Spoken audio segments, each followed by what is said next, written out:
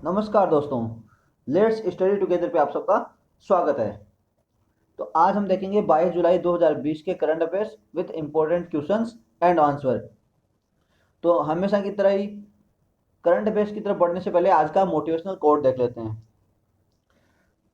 Motivational quote है, if you want to know the value of 1 minute ask the person who just missed a bus. If you want to know the value of 1 second, ask the person who just escaped death in a car accident. And if you want to know the value of 100 of seconds, ask the athlete who won a silver medal in the Olympics. हाँ दोस्तों, आज समय की कीमत के बारे में आपको बताया जा रहा है। ये बताया जा रहा है कि आपको अगर 1 मिनट की कीमत जाननी है तो उस बंदे से पूछिए जिसने अभी अभी अपनी एक बस को मिस कर दिया हो, कि 1 मिनट की वजह से उसकी बस मिस हो गई हो। उससे पूछिए कि एक एक मिनट की कीमत क्या होती है। अगर वो 1 मिनट भी पहले आ जाता तो उसको बस हाथ लग जाती। ऐसा ये होता है कि अगर कोई ट्रेन चूक जाती है, हम 1 मिनट के पे देते हैं, उसको पता चलता है कि 1 मिनट की वैल्यू क्या होती है। और हाँ, अगर आपको 1 सेकंड की कीमत जाननी है तो उस बंदे से पूछिए जो बाल बाल किसी एक्सीडेंट से बचा हो। 1 सेकंड की वजह से वो एक्सीडेंट से बचा हो, उसकी जिंदगी मिल गई हो, तो 1 सेकंड की कीमत उससे पूछिए। और आपको सेकंड के भी 100वें भाग की अगर कीमत जाननी है, क्या बोल रहा हूँ, सेकंड के भी 100वें भाग की अगर कीमत जाननी है तो उस बंदे से पूछिए जिसने ओलंपिक में सिल्वर मेडल जीता हो। अब आप कहोगे सर सिल्वर मेडल जीता है और उसकी भी क्या, फिर उसमें सेकंड की क्या बात होगी। हाँ भाई, अगर सिल्वर मेडल जीता है उससे पूछिए 100वें भाग की कीमत क्या होती है सेकंड की, क्योंकि वो सिल्वर मेडल पे आ गया। अगर वो सेकंड के 100वें भाग से अगर थोड़ा सा भी अगर आगे हो जाता ना तो वो गोल्ड मेडल मेडल जीत सकता था। ठीक है, तो एक 1/100 सेकंड उसने उसको गोल्ड से लाके सिल्वर पे खड़ा कर दिया।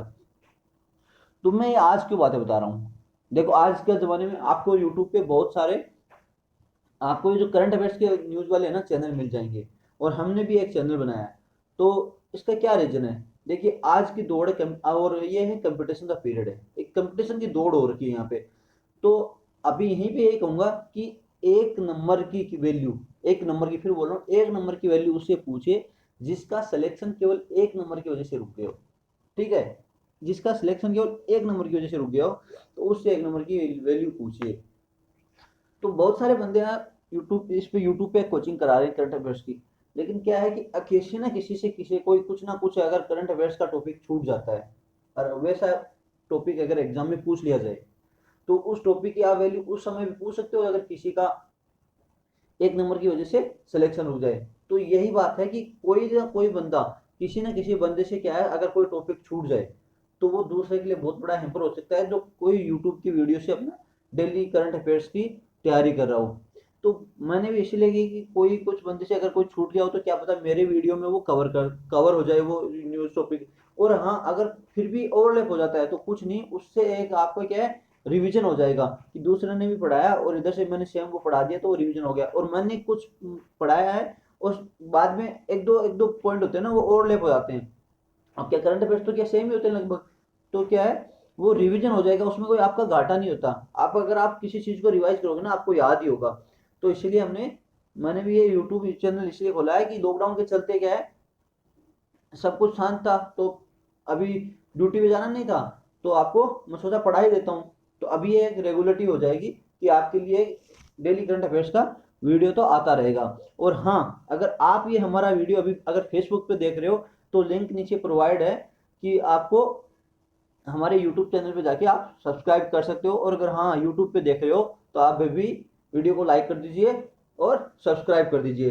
तो देखते हैं आज की न्यूज़। आज है 22 जुलाई 1947 में, हम पे 1947 नहीं है, आज है 22 जुलाई। और 22 जुलाई के दिन यानी 1947 में अपना तिरंगा प्यारा अडोप्ट किया गया था। ठीक है, नेशनल फ्लैग अडोप्ट किया गया था 22 जुलाई 1947 को। तो अभी नेशनल फ्लैग अडोप्ट करने के लिए एक एड हॉक कमेटी बनाई गई थी। मैं छोटी छोटी बातें आपको जोड़ के बता देता हूँ। तो एड हॉक कमेटी किसके द्वारा हेडेड की गई थी, डॉक्टर राजेंद्र प्रसाद के द्वारा। अब उस समय भी हमारा, आप सोचते होंगे कि जब नेशनल जो एक लड़ाई लड़ी गई थी, तो हमेशा कोई लड़ाई लड़ी जाती है ना तो वो किसी एक राजा के नीचे, किसी राजा की छत्रछाया में, और हर चीज में एक प्रतीक होता है। तो उस समय भी हमारा एक नेशनल क्या है, फ्लैग था। तो उसमें क्या था कि जो ये नेशनल फ्लैग है ना, इसमें यहाँ पे जो ये गोल अशोक चक्र है इसकी जगह क्या था, चरखा था, जैसा कि आपने सबसे पहले देखा था।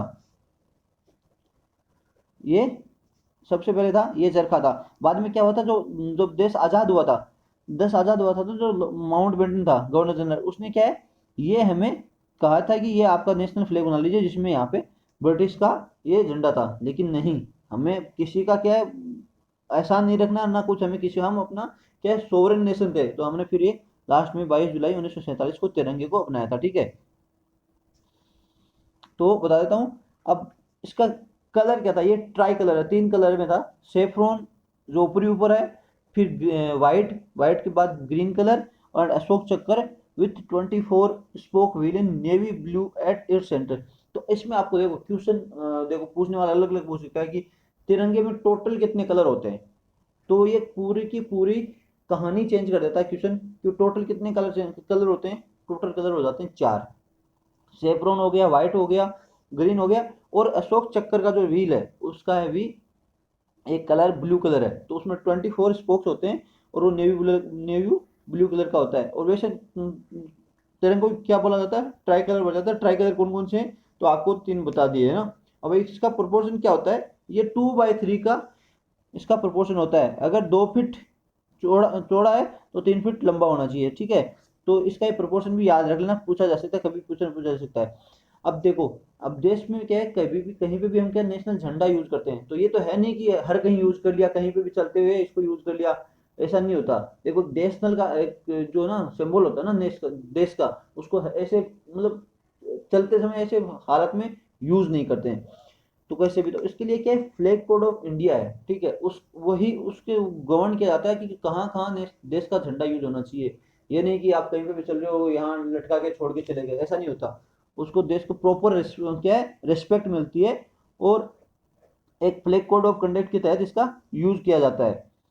अब इसके जो कलर्स हैं उसके बारे में बता देता हूँ, कि सेफ्रॉन कलर, जो सेफ्रॉन है ऊपरी ऊपर, वो क्या है, ये रिनोनेशन, रिनाउंसिएशन जो त्याग होता है वो, तथा डिसइंटरेस्टनेस निष्पक्षता को दर्शाता है। कि जो सेफ्रॉन कलर है वो त्याग और निष्पक्षता को दर्शाता है। व्हाइट क्या है, जो सत्य का रास्ता है उसको दर्शाता है।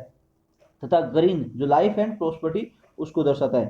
साथ साथ में अशोक चक्र भी कुछ ना कुछ संदेश देता है। ये संदेश देता है, ये व्हील ऑफ लॉ, कानून का ये जो पहिया है वो है, दर्शाता है धर्म का, धर्म के कानून का पहिया दर्शाता है, कि एक आगे लगातार आगे बढ़ते रहने की भी ये हमें प्रेरणा देता रहता है। तो क्वेश्चन 21 हिसाब से पूछा जा सकता है, committee for national flag was headed by, किसके द्वारा हेडेड की गई थी, तो आप देख लेना ऊपर। और what should be the proportion of national flag, national flag का प्रोपोर्शन क्या होता है, नेशनल फ्लैग के यूज के बारे में क्या है, किसके द्वारा गवर्न किया जाता है, ऐसे क्वेश्चन आ जाते हैं जो गवर्न किया जाता है फ्लैग कोड ऑफ इंडिया की तरह ये यूज किया जाता है। ठीक है, तो फिर से एक बार सल्यूट हमारे नेशनल जो फ्लैग को, जो हमारा प्यारा तिरंगा है उसको एक सल्यूट मार देते हैं। जय हिंद। चलो नेक्स्ट न्यूज देखते हैं। 2 megawatt solar plant inaugurated naval station Karanja Uran Maharashtra. जो तो 2 मेगावाट का सोलर प्लांट इनोग्रेट किया गया है नेवल स्टेशन कारंजा। आप याद रख लेना कहाँ पे ये इनोग्रेट किया गया है। ठीक है, solar plant comprise of 100% indigenously developed solar plant. तो ये इंपॉर्टेंट हो जाता है क्योंकि इसमें 100% इंडिजिनसली क्या डेवलप्ड सोलर पैनल्स लगाए गए हैं, सारे के सारे भारत में सोलर पैनल बनाए गए हैं। इससे पहले भी क्या है, इंडियन नेवी में क्या है ऐसे सोलर पैनल लगाए गए, जैसे रूफटॉप सोलर पैनल लगाए गए थे जो कोची में लगाए गए थे। तो छोटा सा है, कभी कभी क्वेश्चन पूछा जा सकता है ऐसा। तो क्वेश्चन आ सकता है 100% indigenously developed solar panel use in naval station to install 2 megawatt solar plants. मतलब कौन से नेवल स्टेशन में ये यूज किए गए हैं, ऐसा क्वेश्चन पूछा जा सकता है। Next, very important, climate change on track to wipe out polar bears by 2100। मतलब अगर क्लाइमेट चेंज इसी ट्रैक पे रहा तो जो पोलर बियर्स हैं, जो सफेद भालू है ना, जो ध्रुवीय भालू, वो क्या 2100 तक, मतलब 2100 सदी तक ये खत्म हो जाएंगे। आज चल रहा है 2020 चल रहा है, मतलब 80 साल तक, 80 साल के अंदर अंदर ये खत्म हो जाएंगे। तो क्या इम्पेक्ट है, कि जो क्लाइमेट चेंज है ना, वो उनको, जो पोलर बियर है ध्रुवीय भालुओं को भूखा मार रहा है। क्योंकि ये क्या होता है कि जो सील वगैरह होते हैं इनको पकड़ के खाते हैं, और जो जो ये जो क्लाइमेट चेंज हो रहा है ये क्या है, बर्फ को पिघला रहा है और समुद्र के स्तर को बढ़ा, तो अगर बर्फ पिघल जाएगी तो ये उनका एक वहां पे रहना ही बंद हो जाएगा, कहाँ रहेंगे। ये सील वगैरह खाते हैं, जो सील वगैरह जो जो बर्फ के ऊपर आके बैठती है ना वहां पे, जो समुद्र से निकल के बर्फ के ऊपर आराम कर रही है, तो ये उन्हीं को पकड़ के खाता है। तो जब ये बर्फ ही पिघल जाएगी तो सील वहां पानी पे रहेंगे नहीं, वो पानी के अंदर ये क्या है, तैर के खा नहीं सकता उनको। तो ये उनको तरह का एक तरह का भूखा मार रही है। तो ये लगभग एक्सटिंक्ट हो जाएंगे अगर अगर ऐसा ही टेम्परेचर बढ़ता रहा। तो ये रिसर्च क्रिएट किया गया था, रिसर्च किया गया था स्टीवन एंस्टूप जो चीफ साइंटिस्ट थे पोलर बियर इंटरनेशनल के, ठीक है, उनके द्वारा ये रिसर्च किया गया था। जो पोलर बियर इंटरनेशनल है एक नॉन प्रॉफिट ऑर्गेनाइजेशन है, तो इतना याद रख लीजिए, नॉन प्रॉफिट ऑर्गेनाइजेशन है। और इसके जो चीफ साइंटिस्ट है, अगर नाम याद रहे तो रख लीजिए, इतना ज्यादा नहीं पूछेंगे, लेकिन आप अपने जो आंसर में लिख सकते हो कि ये रिसर्च किया गया था पोलर बियर इंटरनेशनल के लिए, कि अगर टेम्परेचर ऐसे ही बढ़ता रहा तो जब एनवायरनमेंट के बारे में अगर कोई क्वेश्चन पूछा जाए ना, एक्सटिंक्ट स्पेसीज के बारे में कुछ पूछा जाए, तो आप ऐसे अपने आंसर में दे सकते हो।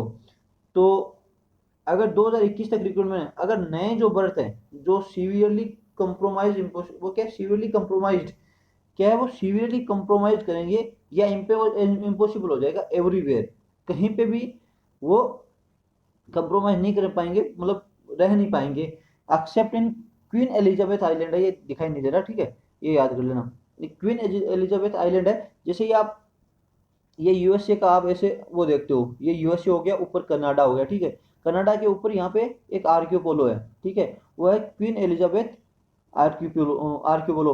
तो वहां के अलावा छोड़ के ये कहीं पे भी नहीं रहेंगे, वहां पे क्या जमीन है, तो वहां पे सील वगैरह वो पकड़ के खा सकते हैं। तो आगे क्या कहा है कि अर्थ एवरेज सरफेस टेम्परेचर, जो अर्थ का एवरेज टेम्परेचर सरफेस है वो राइज कर रहा है 3.3 डिग्री सेल्सियस, 3.3 डिग्री सेल्सियस से वो राइज कर रहा है। 1 डिग्री राइज करता है ना, वो भी बहुत होता है कि जो सोफिस्टिकेटेड है ना, ट्रिगर्ड ए क्रेसेंट हीट वेव, वो मतलब हीट वेव चला देता है, मतलब गर्मी की जो अचानक हीट वेव होती है कि अचानक टेम्परेचर जो बहुत ज्यादा बढ़ जाता है 40 से ऊपर, उसको हीट वेव बोला जाता है। सुपर स्ट्रॉम आ जाता है और ड्रोट होता है, और समुद्र के बढ़ता है 1 डिग्री सेंटीग्रेड भी इतना काम कर देता है, तो अब 3.3 डिग्री बढ़ रहा है। अगर हम जो ग्लोबल वार्मिंग है उसको अगर 2.4 डिग्री, मतलब 2.4 डिग्री सेंटीग्रेड भी उसको अगर रोकते हैं, जो कि 2.4 भी क्या है, ओनली 0.5%, मतलब आधा ही ऊपर है जो पेरिस क्लाइमेट एग्रीमेंट से ऊपर है, क्योंकि पेरिस क्लाइमेट एग्रीमेंट का जो कैप था वो था 2 डिग्री सेंटीग्रेड, उससे थोड़ा सा अगर हम 2.4 बताया जा रहा है। अगर इतना भी करते हैं तो ये भी केवल क्या है कि जो इनका जो पोलर बियर है, जो इनको क्या है थोड़ा सा डिले कर सकता है, कि मतलब जैसे दो 2100 वर्ष में ये खत्म होने वाले थे, तो ज्यादा ज्यादा 10-12 वर्ष और जी सकते हैं, मतलब 2.4 दे रहे हैं, तो हमें बहुत ज्यादा इनको अभी बचाना है, क्योंकि धीरे धीरे पहले समुद्र यहाँ धरती से क्या है जीव एक्सटिंक्ट होते जा रहे हैं, मतलब खत्म होते जा रहे हैं। पहले जैसे डायनासोर थी वो तो बहुत पुरानी बात है, और भी बहुत सारे जीव धीरे धीरे खत्म हो गए पर, तो इनको हमें बचाना है। तो क्वेश्चन क्या पूछ सकते हैं, what is the cap of temperature as per Paris climate agreement, तो पेरिस क्लाइमेट एग्रीमेंट है उसका केप कितना है, टेम्परेचर का कितना होना चाहिए, तो आपको मैंने अभी भी बताया है, देख लीजिएगा। नेक्स्ट न्यूज है ऑपरेशन मुस्कान, ठीक है, 241 चिल्ड्रन रेस्क्यूड इन चित्तूर आंध्र प्रदेश, ठीक है।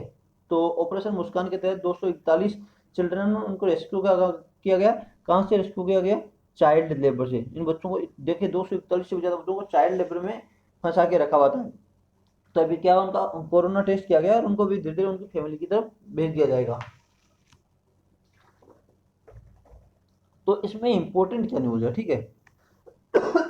इससे क्या एथिक्स में भी सवाल आ सकता है, और आपके जीएस 2 में भी ऐसा सवाल पूछा जा सकता है। तो ऐसा क्या इंपॉर्टेंट है कि इससे ऑपरेशन हो सकता है। आपको सभी को पता है कि कोरोना जैसी जो बीमारी चल रही है, पहली बात तो उस समय वे सभी भी अपने घरों पे लॉकडाउन है, और जो ये छोटे बच्चे हैं उनको क्या है चाइल्ड लेबर में इनसे इनसे मेहनत कराई जा रही है, जहाँ जो सबसे ज्यादा वनरेबल जो एक तबका है सोसाइटी का, तबका मतलब एक बच्चे होते हैं जो सबसे ज्यादा वनरेबल होते हैं। और जो कोरोना वायरस में सबसे ज्यादा दिक्कत होती है जो बच्चे होते हैं उनको, और जो बड़े बूढ़े होते हैं उस समय जब बच्चों को क्या है, जब फैमिली वाले वापस आ गए तो बच्चों को कहाँ भेज दिया गया, चाइल्ड लेबर में फंसा दिया गया, कि अभी क्या है लोगों के पास कोई साधन नहीं है कि मतलब कमाने का, एम्प्लॉयमेंट का कोई साधन नहीं है, तो बच्चों को भी क्या है एम्प्लॉयमेंट में इन्होंने क्या लेबर फोर्स में धकेल दिया। तो ये एक बहुत खराब न्यूज है अपने लिए और अपने देश के लिए, कि जब पूरा देश कोरोना जैसी बीमारी से लड़ रहा है उस समय बच्चों से काम कराया जा रहा है। तो ऐसा क्वेश्चन आपसे बन सकता है, आप मतलब अपने क्वेश्चन को तोड़ मोड़ के अच्छे वर्डों में लिख सकते हो कि ऐसी भी चीज है। तो इसके लिए एक ऑपरेशन मुस्कान चलाया गया कि चाइल्ड लेबर से, और चाइल्ड लेबर तो वैसे ही बैन है, ये भी चीज देखिए आप, चाइल्ड लेबर के बारे में बैन है। और ऊपर से क्या है, दूसरा कोरोना जैसी बीमारी है, इनको दोनों को इंटरलिंक करके आप लिख सकते हो। नेक्स्ट न्यूज है ए न्यू पार्लियामेंट बिल्डिंग। ठीक है, अब क्या बात है, नई पार्लियामेंट बिल्डिंग के बारे में बात हो रही है। Prudent as total number of seat likely to be increase, कि टोटल नंबर ऑफ सीट है वो इंक्रीज हो सकती है 2026 के बाद। जो सेंट्रल पब्लिक वर्क्स डिपार्टमेंट है उसने ये बोला है सुप्रीम कोर्ट में। तो लोकसभा की सीट कितनी है अभी, क्या 545 है, ठीक है, और राज्यसभा की कितनी है 250 है, ठीक है। तो अभी क्या है, लोकसभा की सीटें, और ये सीटें क्या है on the basis of 1972 census के हिसाब से हैं, ठीक है, 1972 के सेंसस के हिसाब से हैं। लेकिन क्या है वो लाइकली इंक्रीज हो सकती हैं कि 2026 के बाद इंक्रीज हो जाएंगी, क्योंकि अभी तक 2026 तक इन सीटों को फ्रीज किया गया है कि 2026 तक ये सीटें इतनी की इतनी रहेंगी, 545 और 250 से इनको कोई बढ़ाया नहीं जाएगा। अब इसको फ्रीज किसने किया, तो फ्रीज किया गया था डिलिमिटेशन कमीशन एक्ट जो 2002 है, उसने इनको केप कर दिया था 2026 तक। 2026 तक मतलब सीटें नहीं बढ़ेंगी। लेकिन 2026 के बाद क्या है, फिर से देश की जनसंख्या के हिसाब से गिनती की जा सकती है और इनको सीटों को बढ़ाया जा सकता है। अभी ये 2000 ये क्या, Lok Sabha chambers will go up to, तो जो अभी नया जो पार्लियामेंट की बिल्डिंग बनेगी उसमें क्या है, लोकसभा का जो चैम्बर है वो जा सकता है 876 मेंबर, और ज्वाइंट सेशन का वुड भी अकोमोडेट 1224, मतलब 1224 मेंबर ज्वाइंट सेशन में बैठ सकते हैं। वैसे ही राज्यसभा में 400 मेंबर बैठे जा सकते हैं। तो ऐसा नई बिल्डिंग बनाई जाने की प्रपोज है। लेकिन आप सोच सकते हो कि जो हमारा देश का पार्लियामेंट एक सर ऊंचा होता है पूरे देश का, अगर पार्लियामेंट का हो तो आप भी सोच सकते हो, देखो कुछ हो होगा कि दूसरा, अगर अगर दूसरी कोई बिल्डिंग बनती है पार्लियामेंट को छोड़ के, अगर दूसरी कोई बिल्डिंग बनती है तो आप सोच सकते हो कि डेफिनेटली इस बिल्डिंग का वो महत्व खत्म कर देंगे ना, मतलब महत्व खत्म हो जाता है, क्योंकि पूरा देश होता है उसका पूरा लेजिस्लेशन लॉ वगैरह होते हैं पार्लियामेंट से बनते हैं। तो ये एक फीलिंग होती है, अटैचमेंट होती है कि एक आप नई बिल्डिंग छोड़ बन गई पुरानी को छोड़ के, तो वो अटैचमेंट भी खत्म हो जाता है। और एक मोनूमेंट का मतलब एक बात तो ये कि ये डिस्टिंक्ट हो जाएगी। तो क्वेश्चन क्या पूछा सकता है, delimitation commission propose amendment and seat. Delimitation commission है उसने प्रपोज किया है जो सीट्स में अमेंडमेंट का, और supreme court checking the commission recommendation, और सुप्रीम कोर्ट क्या चेक कर रहा है, तो उसके कमीशन के रिकमेंडेशन है। तो ये ट्रू एंड फाल्स में पूछा जा सकता है। तो आप बताइए कि इसमें दिखाया जाएगा डिलिमिटेशन कमीशन की पावर्स क्या है, ठीक है, कितना पावर है, तो ये है, तो आप जरूर बताना। नेक्स्ट है annual Amarnath Yatra cancelled due to कोविड-19 पेंडेमिक। ठीक है, जो अमरनाथ यात्रा है, सॉरी अमरनाथ यात्रा है वो कैंसिल हो गई है ड्यू टू कोविड-19 पेंडेमिक के चलते। तो डिसीजन क्या किया गया है कि एक meeting shrine board shared by Shri Amarnath ji shrine board chairman lieutenant governor GC Murmu, जो अमरनाथ जी का शेरिन बोर्ड है उसके द्वारा डिसीजन लिया गया है कि अमरनाथ यात्रा इस बार नहीं होगी कोविड-19 के चलते। तो आप भी सोचते हैं कि बहुत सारे जैसे रथ यात्रा होगी वो निकाली है। देखो आप भी समझते हैं कि एक जो आप क्लोज कॉन्टेक्ट में आप कहीं पे भी रहो, आपको अगर अच्छे तरह से आपको सुपरवाइज किया जाए तो वहां पे आपकी सिचुएशन को फिर भी बचाया जा सकता है, स्थिति को फिर भी बचाया जा सकता है कि अगर भीड़ हो रही है। लेकिन आप सोचते हो पहाड़ों पे इस तरह इतनी दूर दूर में लोग जाते हैं, कितनी दूरी में लोग जाते हैं, और वहां पे पहाड़ों पे मॉनिटर करना भी एक मतलब छोटी बात नहीं है। तो एक तो ऑलरेडी कोरोना वायरस जैसे हर जगह फैला हुआ है, और आप मतलब पहाड़ों तक भी उसको भेज दोगे, और ऐसी जगह पे वहां पर टेम्परेचर भी डाउन है, और वहां पे मतलब एक रेगुलेट करना भी बहुत मुश्किल काम है। तो ये एक हमारी जनता के लिए ये किया गया है कि इस बार अमरनाथ यात्रा को कैंसिल कर दिया गया है। तो ये अमरनाथ कहाँ है कि जम्मू जम्मू के जो state union sorry union territory Jammu में, ये